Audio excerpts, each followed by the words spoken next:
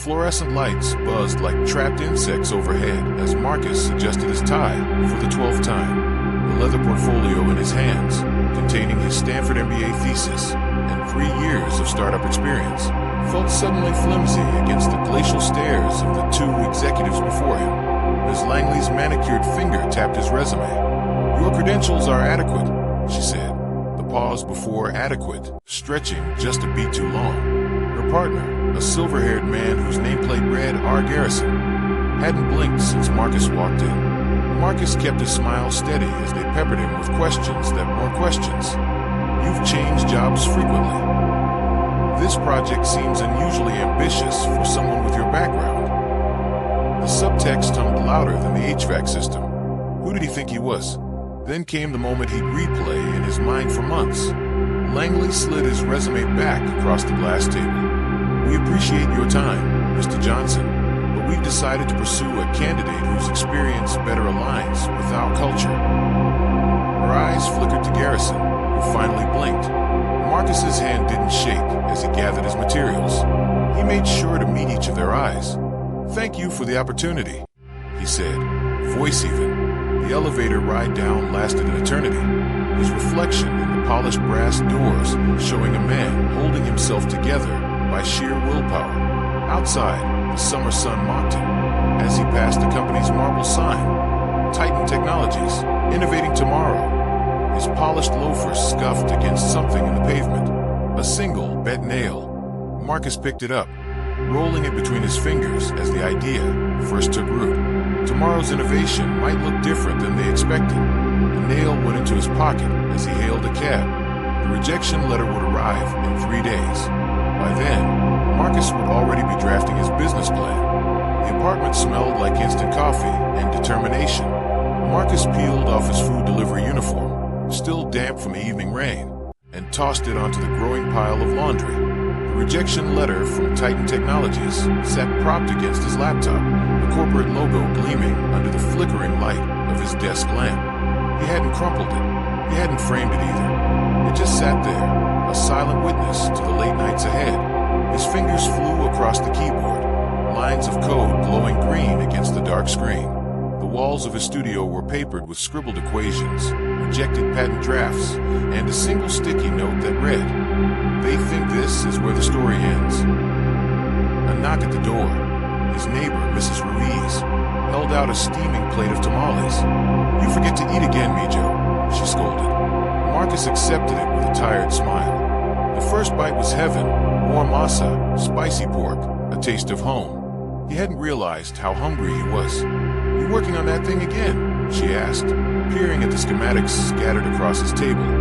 "Yeah," he said, "the thing that's gonna change everything." She patted his shoulder. "Good, but sleep sometimes."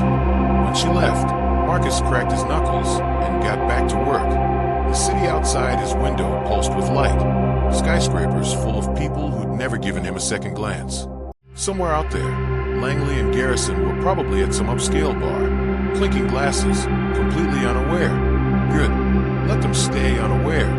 By dawn, his prototype hummed to life. A sleek black server no bigger than a shoebox, but with processing power that could outpace Titan's entire infrastructure.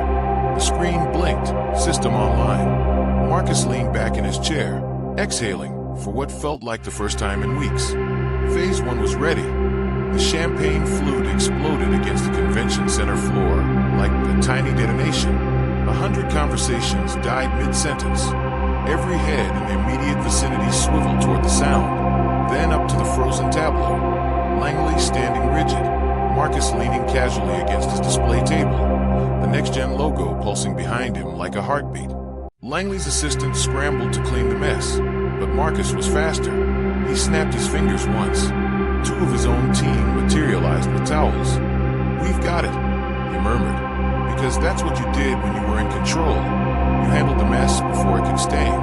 You've assembled quite the operation," Langley managed, her voice tighter than the bun at the back of her head. Her eyes darted to the growing crowd. Tech bloggers were already filming. Investors leaned in, smelling blood in the water. Marcus tilted his head. Funny what you can build when no one's looking down their nose at you. He tapped his tablet, and the hologram shifted. zooming in on a real-time market analysis that showed Titan stock dipping, though I suppose some people should have been paying closer attention. A man in a Titan badge pushed through the crowd. Marcus recognized him immediately, David Cho, Titan CTO, the one who'd actually built their failing infrastructure. His eyes weren't on Marcus, though. They were locked on the holographic code matrix spinning slowly above the demo unit. This, Cho reached out like a man in a trance, fingers passing through the projection. You solved the latency issue with quantum compression. Marcus smiled. Took about 3 weeks, once I stopped trying to explain it to HR departments. The crowd rippled. Cho's face went through 5 emotions at once. Langley looked like she wanted to stab them both. Then came the sound Marcus had been waiting for, the distinctive chime of a wire transfer notification. He didn't even glance at his watch. That'll be Sand Hill Ventures confirming their Series A. He made a show of checking the amount. 20 million. Interesting number, isn't it? Almost exactly what Titan's market cap dropped this quarter. Langley's phone chose that moment to buzz violently. She glanced at it, and Marcus saw the exact moment her stomach dropped. How did you dash? Get your Q2 financials before earnings call. Marcus shrugged. I know people who remember how Titan treated them. He leaned in, just close enough to whisper, You should have hired me when you had the chance. The crowd was fully theirs now, a ring of hungry onlookers smelling weakness. Cameras flashed. Marcus saw the exact moment Langley realized. This wasn't just a product demo. It was a public execution. As security finally arrived to escort the Titan team out, a nice touch Marcus had arranged with convention organizers, he turned back to his display with the casual grace of a man who'd already won. The holograms shifted again, now showing NextGen's roadmap. The final slide burned bright in the dimming lights. The first shot across Titan's bow had been the demo. The second, a bloodbath. Marcus stood before a wall of glowing monitors in NextGen's war room. Each screen a battlefield. One displayed Titan's stock price in freefall. Another tracked their client list, names blinking from red to blue as they defected to NextGen. The third showed something more damning. Internal Titan emails, scrolling in real time. How the hell did Johnson get access to? Board meeting moved to 7 a.m. Do not be late. Langley's office just trashed an entire monitor. David Cho smirked beside him. Their encryption was a joke, like taking candy from a baby. Marcus didn't smile. I don't want candy. I want the whole damn store. He tapped a key. On screen, Titan's flagship product, their unbeatable AI analytics suite, glitched, then rebooted, with NextGen's logo splashed across the loading screen. Across town, chaos erupted. Titan's tech support lines exploded. Board members' phones lit up like fireworks. And in her corner office, Langley stared at her monitor in horror as every one of Titan's clients received the same automated alert. Your Titan system subscription has been migrated to NextGen Technologies. Enjoy superior performance at 40% lower cost. She reached for her phone, fingers shaking, but it rang first. The caller ID, Titan Chairman. Marcus didn't need to hear the conversation to know how it went. The next morning's headline said it all. Titan CEO steps down amid board revolt. NextGen completes hostile takeover without spending $1. The revenge play that rewrote Silicon Valley. And then, a knock at his office door. Marcus turned. Standing there, pale but composed, was Langley herself. No power suit today. Just a woman who'd gambled and lost. She met his eyes. You win. Marcus studied her for a long moment, then gestured to the chair across from his desk. Sit. The war was over. The reckoning had just begun. The silence in Marcus's office was so complete he could hear the hum of the servers in the next room. His servers now, running his code, powering what used to be Titan's empire. Langley sat across from him, spine rigid, hands folded on her lap, like she was still trying to hold onto some shred of dignity. The woman who'd once dismissed him with a corporate smirk now looked hollowed out. Marcus leaned back in his chair. You're not here to apologize. She didn't flinch. Would you believe me if I did? No. A beat. Then Langley reached into her bag and slid a folder across the desk.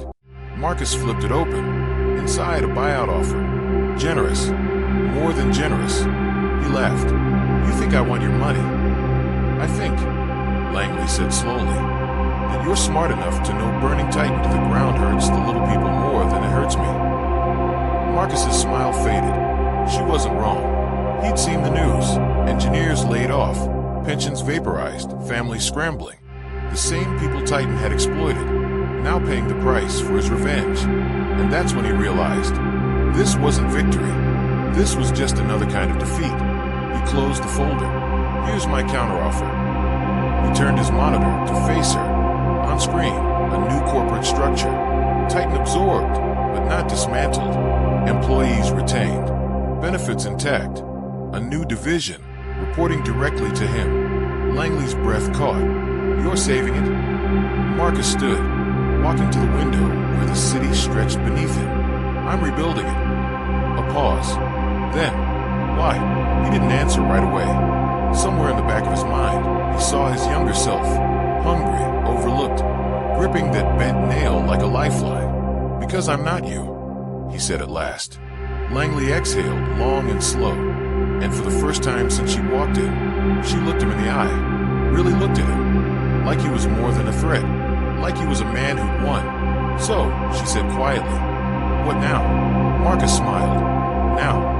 He reached for the phone. The auditorium buzzed with energy, a sea of eager faces, students from underfunded high schools, coding boot camp graduates, and mid-career professionals who'd been overlooked for promotions one too many times.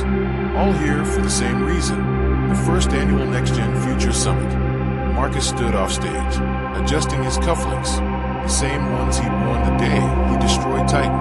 Now, they were just another accessory in a wardrobe full of victories. A hand touched his elbow. Langley. She looked different these days. Less stiff. Her hair was down. Her blazer swapped for a next-gen hoodie. VP of Corporate Social Responsibility suited her. They're ready for you, she murmured. Marcus took the stage to thunderous applause. The spotlight hit him, warm and bright. A year ago, he began. I stood in front of a different crowd. One that didn't see me. One that thought my ambition was a problem to be managed, not a spark to be nurtured. A ripple of recognition through the audience. They knew the story. Everyone did. He tapped his tablet. The screen behind him lit up with NextGen's newest initiative, free AI training for underserved communities, funded by Titan's former R&D budget. Talent isn't rare, Marcus said. Opportunity is. The applause was deafening. Later, as he shook hands with a starry-eyed teenager who'd coded her first app on a library computer, Langley appeared at his side again. You know, she said, the board called today. They want to expand the program. Marcus smirked. Let me guess, after they saw the PR boost. Partly. She hesitated, but also because it's working. Across the room, David Cho high-fived a group of interns. The old Titan logo was nowhere to be seen. Marcus exhaled, looking around at the room full of people who'd been given the one thing he'd once fought so hard for. A chance. Good, he said.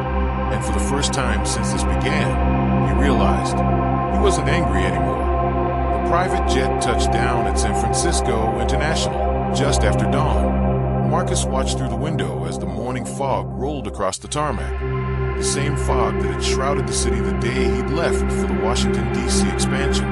5 years. 5 years of building NextGen into something bigger than revenge, bigger than Silicon Valley. His phone buzzed as the wheels locked. A text from Langley. They're waiting. The car pulled up to NextGen's new headquarters, a sleek, solar panel tower where the old Titan building once stood. The lobby was all glass and light, the walls lined with interactive displays showing NextGen's global impact. AI education centers in Nairobi, quantum research labs in Seoul, clean energy partnerships in Stockholm.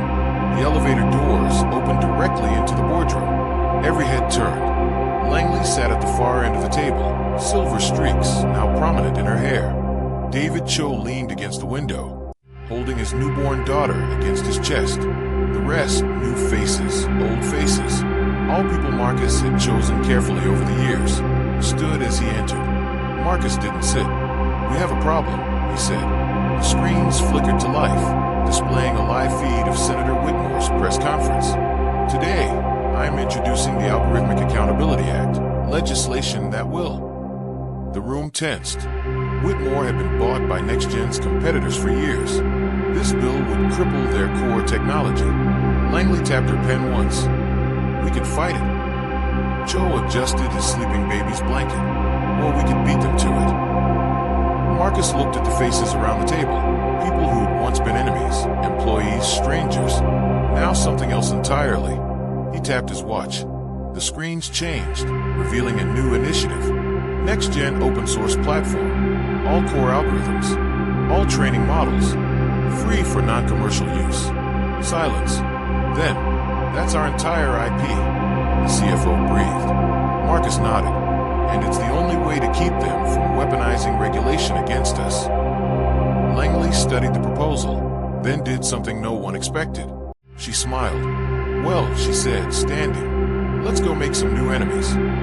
As the meeting dissolved into action, Marcus stepped onto the terrace. The sun had burned through the fog, casting the city in gold.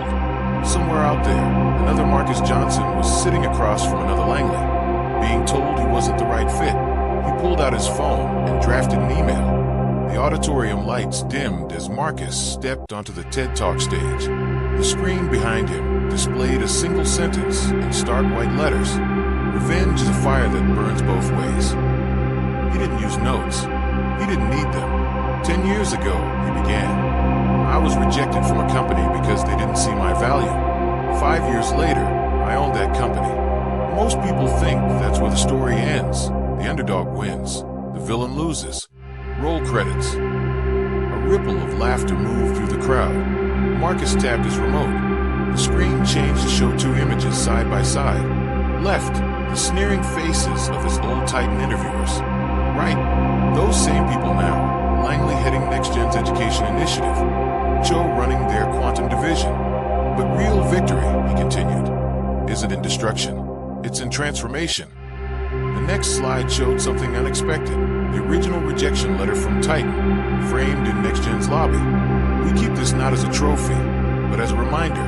Talent is never the issue. Systems are. And systems, he paused, can be rebuilt. The final image appeared, a live feed of NextGen's flagship education center in Detroit, where a group of teenagers from underserved neighborhoods were debugging an AI model. One girl looked up at the camera and waved. That's Mariana, 17 years old.